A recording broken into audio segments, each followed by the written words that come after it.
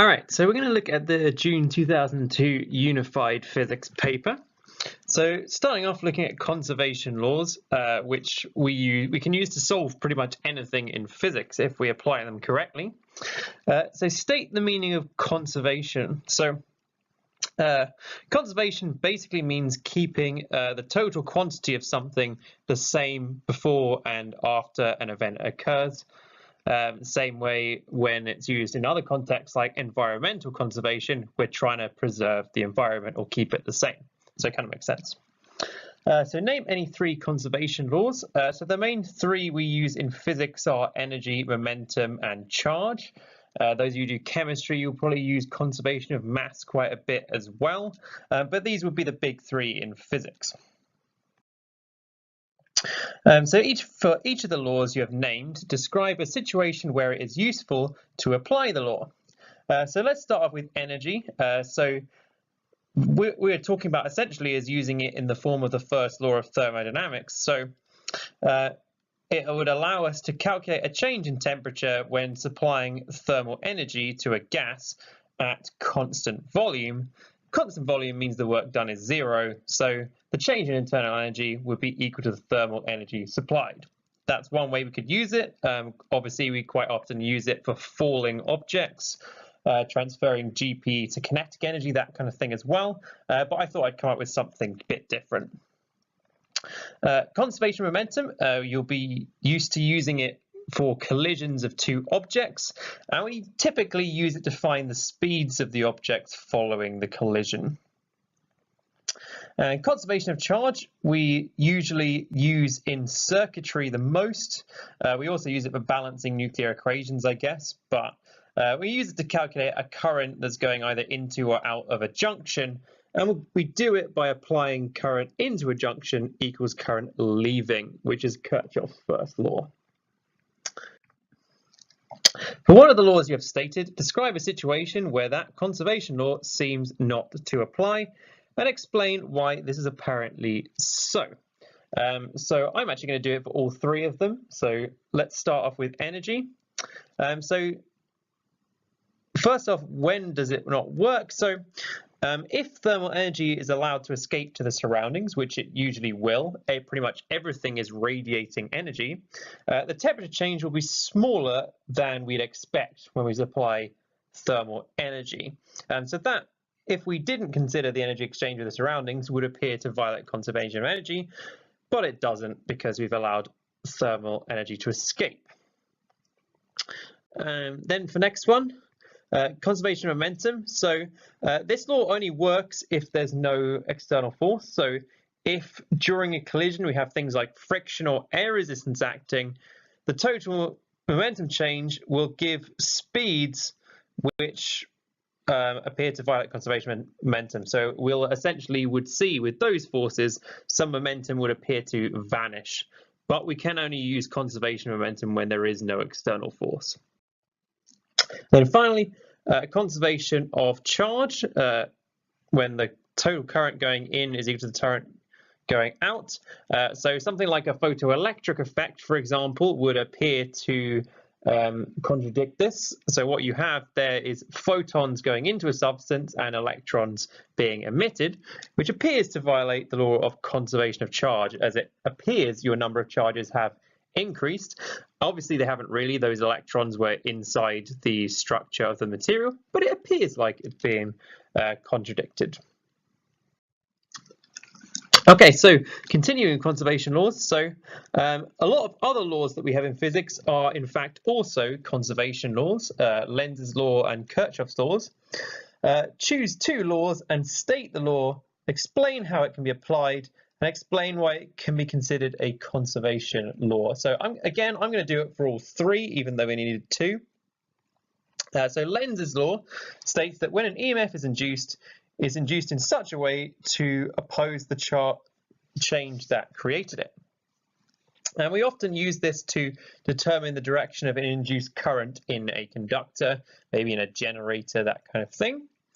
And it's a conservation law because it's derived from conservation of energy, because if you induced the EMF or the current in the direction of the change that caused it, it would act to increase total energy, which we know can't possibly happen. Okay, moving on to Kirchhoff's first law. So the first law states total current entering a junction is equal to total current leaving. And we'd usually use that to calculate an unknown current either entering or leaving a junction. And it's a conservation law because it's derived from the fact that total charge must remain constant. So any charge that enters a junction must also come out of that junction. Then Kirchhoff's second law states the sum of the potential differences around a series loop must be equal to the sum of the EMFs. And we typically use that to calculate an unknown potential difference or EMF in a circuit. And this is a conservation of energy expression. So you should know that around a series circuit, the drift velocity is constant, which means that the total kinetic energy of the electrons in your circuit is a fixed value. So applying, we can either think of this essentially a conservation of energy, although this is the first law of thermodynamics. So if the total kinetic energy is constant, delta U is 0. If we don't allow thermal energy to exchange, which is why we can't allow our circuit to get hot, Q is 0, and therefore work must be equal to 0. So any work our EMF sources do must be opposed by work done by resistors. All right. So moving on to something completely different, looking at flywheels.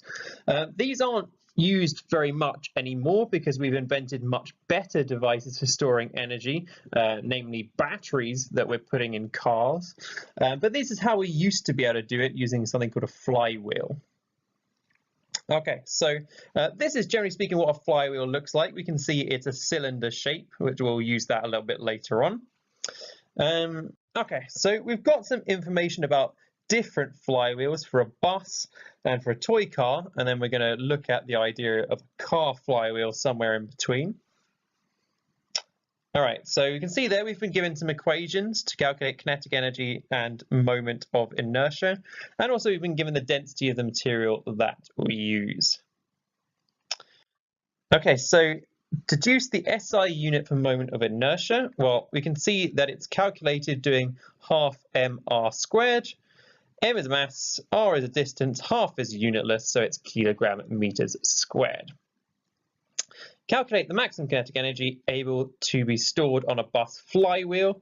So you need to go to your table to collect some data and your equation, but this is what you should end up with. Okay, so with the figures given for the size of flywheel of a bus, suggest a suitable length and suitable radius for a flywheel for a car and enter these values. So I'm not going to do that. I'm just going to put these into an equation straight away and then calculate the maximum energy which can be stored in your suggested wheel. So what I'm going to do is I'm going to say the car parts have to be half the size of a bus, which seems like a pretty reasonable approximation. And that the volume of the cylinder is going to be L pi r squared. So when we times that by the density, that would be the mass. So we get the equation you can see there for moment of inertia. It's because it's a cylinder shape. Putting all the dimensions in as half gives us a moment of inertia of 0.245 kilogram meters squared. Plugging that into our equation, if you see from the table, the frequency is still 200. Gives us a kinetic energy of 1.9 times 10 to the 5. Alrighty, so calculate the frequency of rotation necessary for the flywheel of a toy car to store 0.5 joules. So we need to pluck out some values from our table. We're storing 0.5 kinetic energy, but we can see the moment of inertia is 5 times 10 to minus 6, giving us a frequency of 71 hertz or 71 revolutions per second. Okay, so explain why a flywheel system is more commercially successful for a town bus than for a car. So if you think about a bus will stop a lot more because it has to stop at every bus stop. So if a bus is stopping more often, that means it's wasting more kinetic energy more often, because when you brake, what you're doing is you're wasting the kinetic energy you've burnt all that fuel to get. So if your bus is wasting more, it makes more economic sense to fit a flywheel, because you're going to have to invest some money in your flywheel. But if you're wasting a lot of money, then you've got a better incentive to spend that money. So why is it advantageous to enclose a flywheel in a strong evacuated container? So the reason you want it to be evacuated is to reduce air resistance, which will decrease the kinetic energy of your flywheel. And the reason you want it to be strong is that the system is rotating at high speed, and you should know that that means there needs to be a large centripetal force acting on it. And so if it were weak, it would risk breaking.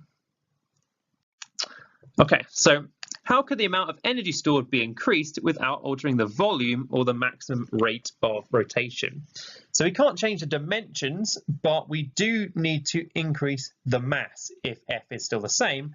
And the way we'll achieve that is by increasing the density of the material. Okay, so moving on to the next question. Energy is used in all branches of physics.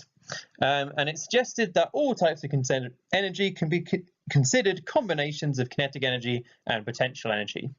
So explain, without using equations, what is meant by the term energy.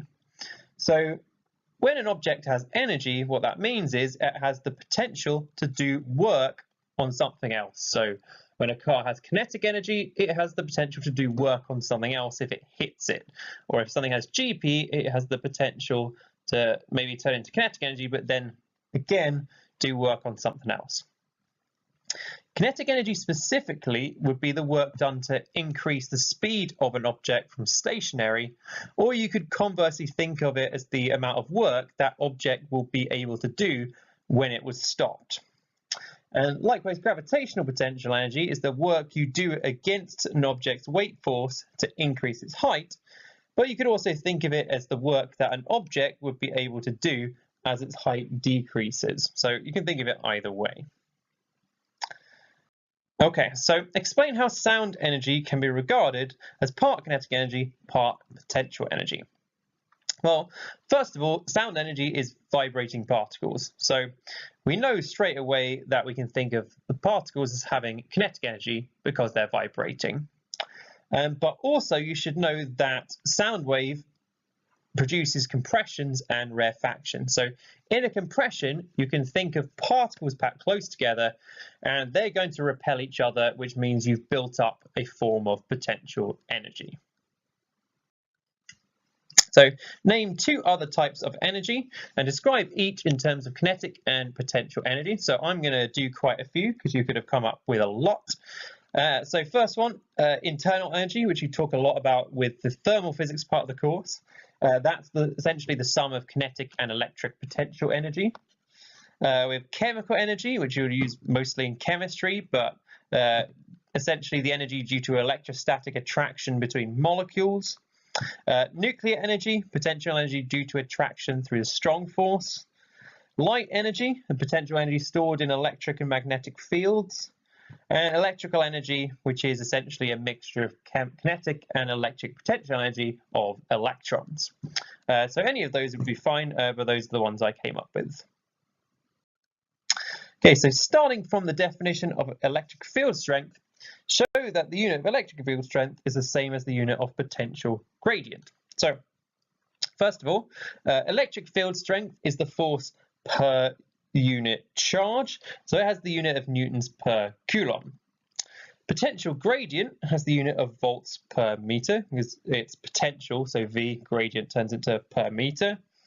A volt is a joule per coulomb, so that's the first substitution that I made, and a joule is a newton meter. Then your meter and meters minus 1 cancel out, giving you the same unit. A copper wire of length 3.4 meters has a potential difference across it of 12 volts.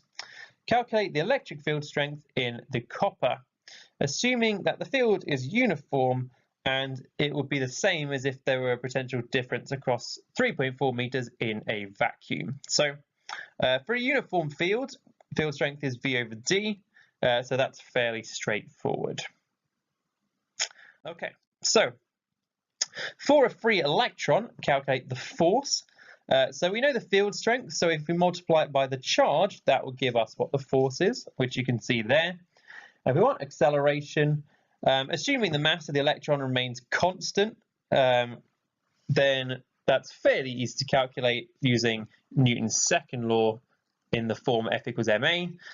So you can see that there. And then finally, so if the electron is actually accelerated, its average speed would be 1 times 10 to the 6 if it were in a vacuum. However, the drift speed is like a factor of 10 to the 9 smaller than that. Why is there such a large difference? Well, this model, we haven't thought about any of the collisions of the electrons with the atoms of the conductor. So those collisions will apply a force against the motion of the electrons. That's what Newton's third law tells us. And that's going to give us a much smaller acceleration, and the electrons will very quickly reach a speed where the forces balance and the speed essentially remains constant. Okay, so that finishes the June 2002 Unified paper. I hope you found that useful to review your answers to these questions. If you have any questions, please feel free to comment on the video. I'll get back to you as soon as I can, but that ends this particular video.